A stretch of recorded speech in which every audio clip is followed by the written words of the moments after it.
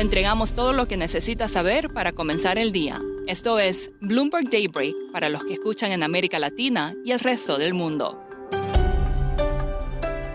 Buenos días y bienvenidos a Bloomberg Daybreak América Latina. Es lunes 22 de junio de 2026. Soy Eduardo Thompson y hoy tenemos a un ganador en la segunda vuelta presidencial en Colombia, cambio de primer ministro en el Reino Unido y avances para poner fin al conflicto en el Golfo Pérsico.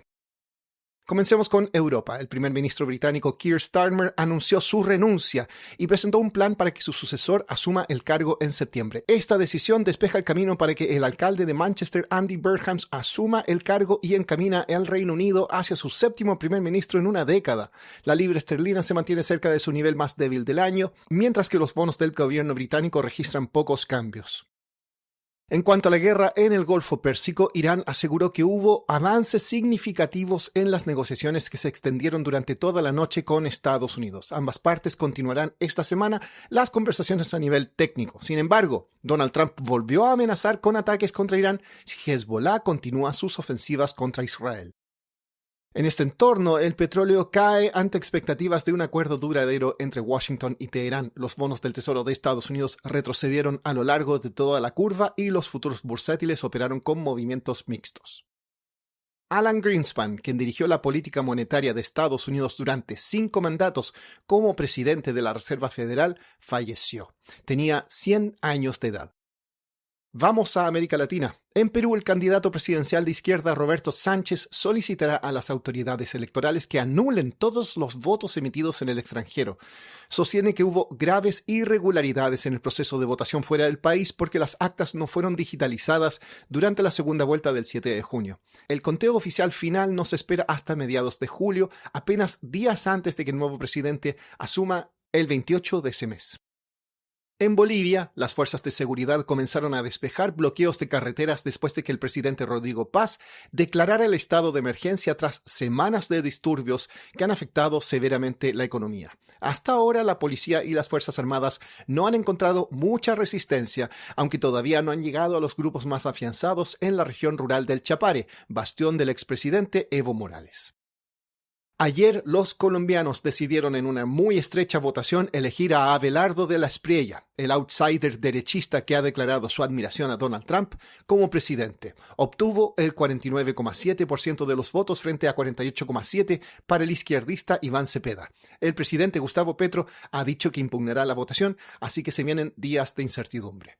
De la Espriella sorprendió en la primera vuelta al salir en primer lugar por encima de Cepeda, lo que motivó una fuerte alza desde entonces en las acciones y bonos colombianos. De eso hablé con Jimena Zúñiga, analista de Bloomberg Economics, que acá nos cuenta primero si los mercados colombianos podrán seguir subiendo o si los precios ya han incorporado este giro a la derecha. Bueno, parecería que bastante. Me hace acordar mucho la situación que vivimos en Chile el año pasado con la elección de 2025, donde había menos en juego. Entonces, el movimiento del mercado no fue muy fuerte, ni en la primera vuelta y mucho menos en la segunda. Pero lo que vimos sobre todo es que hubo un fuerte movimiento en la primera vuelta, cuando Kast hace una muy buena elección y prácticamente está cantado que va a ganar la segunda. Y ya en la segunda no vemos un movimiento positivo, vemos simplemente profit taking. A mí me parece que en Colombia puede pasar algo muy parecido, porque De la Espriella sorprendió mucho en la primera vuelta, ganándole a Cepeda cuando se esperaba que saliera segundo, más bien en todo caso. Y creo que ya el mercado, con la apreciación que hemos tenido del peso, la compresión de spreads que tuvimos en bonos y el rally en equities, pareciera que el mercado ya apreció en gran medida esa victoria. Entonces puede ser que rale un poquito más, pero también no descartamos que ya haya profit taking a estos niveles. Jimena, al ver el programa político de la Espriella, ¿está bien posicionado para enfrentar el enorme desafío fiscal y los otros desafíos macros de Colombia? Bueno, es imposible estar adentro de la cabeza, pero lo que sí podemos hacer es ver qué ha pasado con otros conservadores en la región, outsiders, que han venido con una agenda de motosierra, de ajustes drásticos, y ver cómo les fue. Y tenemos ahí un resultado, una película mixta. Por un lado tenemos a Milei, que es un outlier, que llegó con un déficit de 5% del producto y que lo llevó a superávit en su primer año de mandato. Un claro ejemplo que De la Espriella dice que admira, así que no es para no tomarse en serio algunas de sus promesas fiscales, Pero después, esa es una experiencia que no se repitió en la región. Bolsonaro acortó un poco un déficit que llegó con déficit del 7%, lo acortó a alrededor de 5%, después lo expandió mucho por la pandemia y le quedó más o menos en 4 y medio. No tuvo un ajuste tan drástico, una reversión tan drástica del deterioro fiscal como fue en Argentina. Similar le pasó a Noboa, achica el déficit en el primer año, después se le vuelve a expandir en Ecuador. Bukele tiene en la mayor parte de todo el tiempo que ha estado como presidente, luego de su reelección incluso, un déficit arriba de 5%.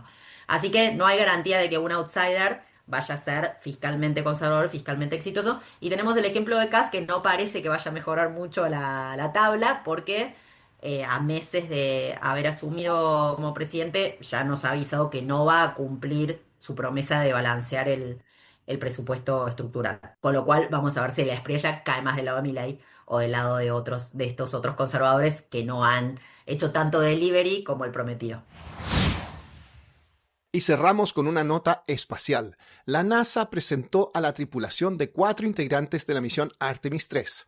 Los 4 astronautas seleccionados son hombres, lo que ha provocado mucha decepción. El programa Artemis, nombrado en honor a la diosa griega, fue concebido con el objetivo de llevar a la primera mujer a caminar sobre la Luna. Eso es todo por hoy. Para más contenido de Bloomberg en español, suscríbase al newsletter 5 Cosas o síganos en redes sociales. Los enlaces están en la descripción. Soy Eduardo Thompson. Gracias por escucharnos. Para conocer todas las noticias que necesita para comenzar el día, revise Daybreak en la app Bloomberg Professional, donde puede personalizar las noticias que desee recibir. También puede suscribirse a la versión solo audio en Spotify, Apple Podcasts o la plataforma de su preferencia. Eso es todo por hoy. Escuche de lunes a viernes Bloomberg Daybreak.